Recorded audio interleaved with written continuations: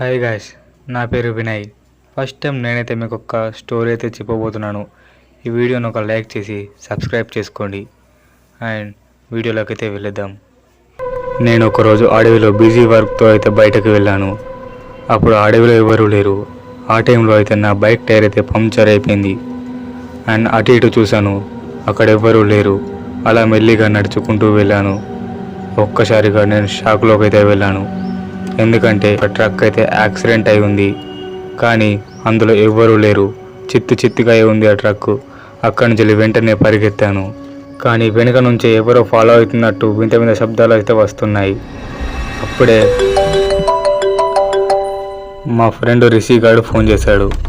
ఆ phone lift చేసి, అరే ఎక్కడున్నారా, నీకు లొకేషన్ పంపిస్తున్నా, జల్లి ఎక్కడ రారా అని అన్నాను. ఓకే కూల్ మ్యాన్, వస్తున్నాను, లొకేషన్ పంపించేసి.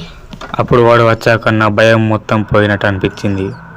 కానీ అలానే మేము మెల్లిగా వెళ్తూ ఉన్నప్పుడు ఒక వింత ఆకారం కనిపించింది. దాన్ని చూసి మేము బండి దిగి అలానే చూస్తూ ఉన్నాం.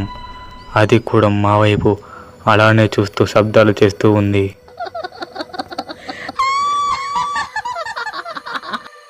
అది తలకిందులుగా వేలాడుతూ మా వైపే చూస్తూ నవ్వుతూ ఉంది.